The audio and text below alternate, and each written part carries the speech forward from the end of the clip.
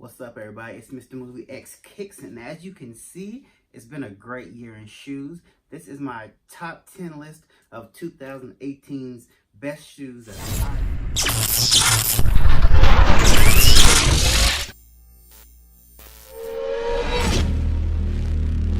So at number 10, we have the Travis Scott 4s. They were released June 9th, earlier this summer, and these are from the rapper Travis Scott. They're actually called the Cactus Jacks, is their quote-unquote nickname on a lot of people's minds this year, because it was just more of a different, unique color. Because unlike the rest of the Jordan 4s, this more had like a Smurf look almost to it. Like the blue was such a different blue that we've seen before in this different colorway. And also a lot of people love the theme about this. Now, if you don't know, Travis Scott is from he's from Houston, Texas, and so the New Orleans. And so their old football team was the Houston Oilers. And so this is a representation of the old throwback colorway of the Houston Oilers. So I love that about this shoe, that it actually tells a story. It's almost paying homage to your hometown. So I think that's why a lot of people kind of love this shoe, because it actually had a good theme, and the colorway is a dope colorway. Now, it was originally $225. The resale on this value was not very high. The resale today is still only going from almost $300 to $400, which for a hype shoe like this is almost kind of a dud, if you will. So, but like I said, one of my favorites, most definitely of the year, as this comes in strong at number 10. Let's go. So coming in at number 9 are Air Max Paras. As you can see, I actually did my first YouTube review was on these shoes. So this is my verse. So this is a special shoe to me. That's always going to be near and dear to my heart. If you do not know, Para is actually Para Petit, if I can say his name right. He is actually a Dutch artist, and he's actually collabed with Nike about 3 other times. And his the hype on these shoes was real, because I thought that these were going to be just as exclusive as those former shoes, but these actually didn't fly off the shelves. They flew off the shelves, but the resale on them was not very high. They were only originally $150, and the resale right now is going between $240 to almost $350. So even though this is still a classic Air Max shoe, it still didn't have that draw as the last previous shoes that his did. But the thing I love most about this shoe is the shoebox. It actually that's another dope thing. Now one thing that is going expensive for these is the friends and family pair. It's a little foot different. It's I'll put a picture up for you guys to show you what I'm talking about. But that pair alone sells for $3,000. So I mean, these weren't as hard to get or as exclusive to get, but the friends and family pair most definitely were. And another thing that I loved about this is they brought out a tracksuit with this whole with this shoe, and I wasn't able to get it at first, but then I just recently bought it, and to wear this all together, killing me. Now on to the next. This was hands down one of my favorite shoes of the year. I remember when this shoe came out, it was just so hyped. These are the PG2 PlayStations. Now, if you do not know, PG stands for Paul George. He is a basketball player for the Oklahoma City Thunder. So this was the rendition of the PlayStation shoes to go with the PlayStation system. Now, when these shoes came out, on February 10th, and they were extremely hard to get for retail. Now, originally retail, they were only $110, which isn't a very expensive shoe. But I love the lights on for them.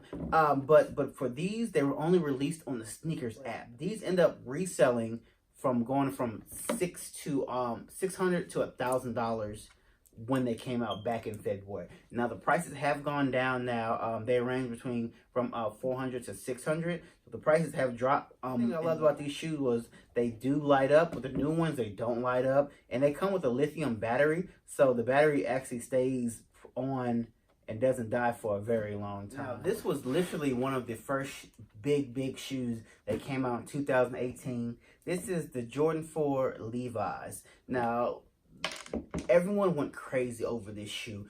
It was literally one of the most hardest shoes to get. People were camping out for this shoe like crazy. Never slash cardboard feel, but it's a very smooth feel. And you also get your iconic little insignia from Jordan and Levi's. And this was one of my favorite shoes.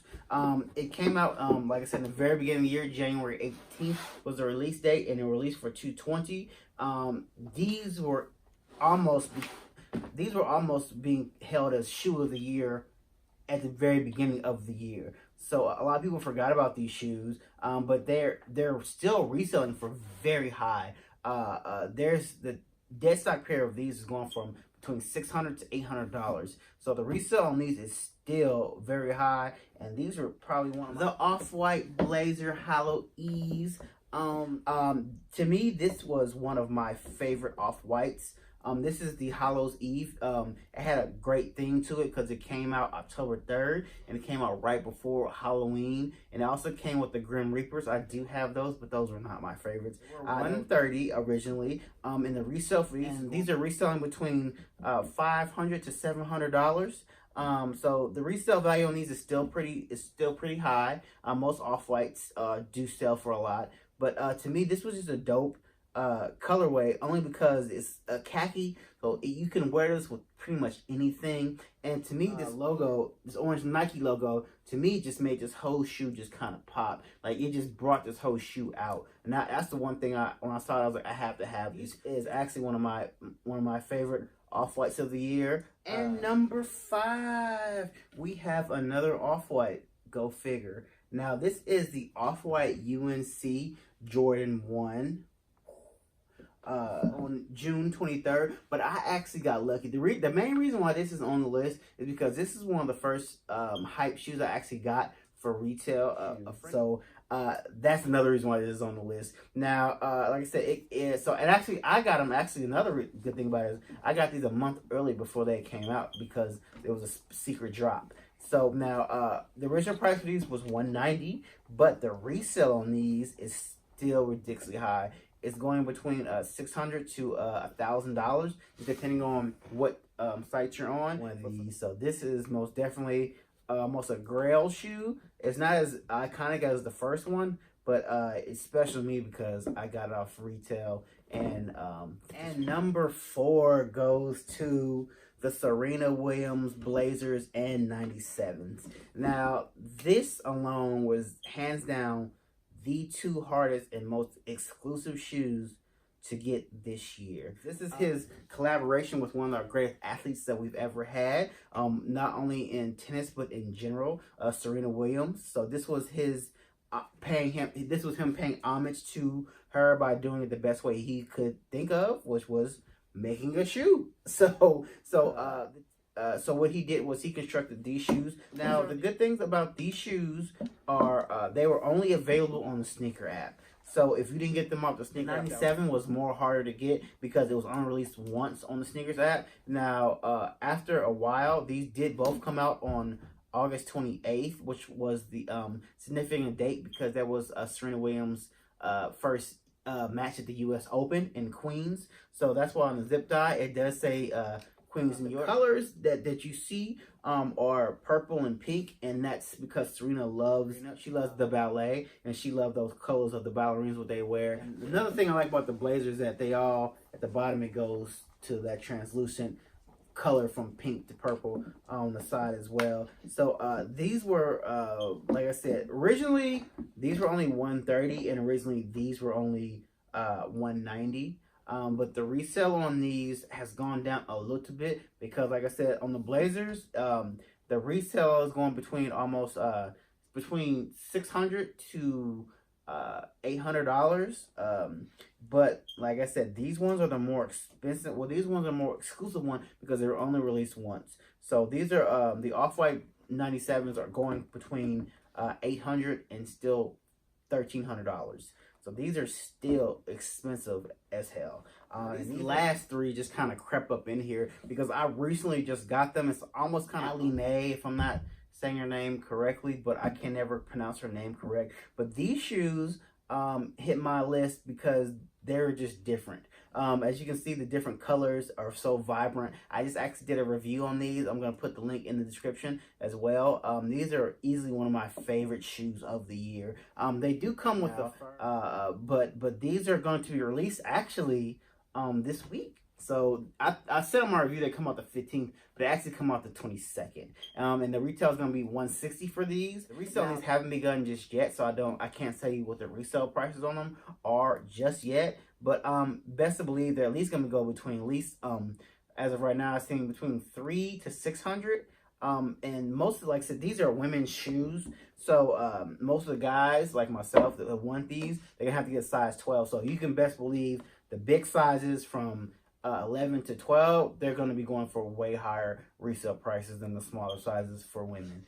So, and another shoe that just was released and just crept into my top 10 as well. These are the Union LA Jordans. So I just also did a review just for these. I wasn't going to get them at first because I was kind of like, they're just okay. But then I kind of started to get the gist of why people were going crazy over these shoes, because it's almost like they almost took these shoes apart. They almost took like 3 or 4 different pairs of shoes and kind of put them together. And so I just kind of like the whole with the perforated bottom, you know, kind of like the aging, as you can see, like what's almost kind of yellowish on the side. You know, these were released November 17th for a retail price of $190.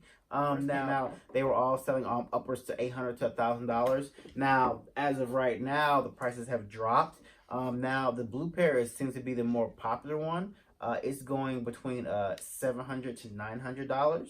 And the black pair is, I guess, not as popular, so it's going between $580 to $800. So, but still, these are still reselling for extremely high values, and so these are my number 2 of the year. So now let's get down to the gritty of number 1. Oh, I couldn't just pick one of these because these are a lot of people's shoes of the year.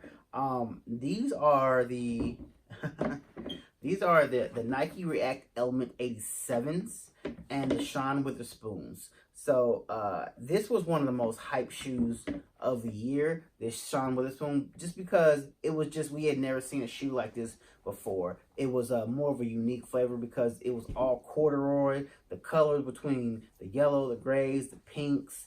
And Sean Witherspoon, he's a thrifter. He's almost like a vintage reseller. So for him to bring his style there, I'm not gonna say it came out, no, but the hype about this shoe is like I hadn't seen in a while, and it was well worth it.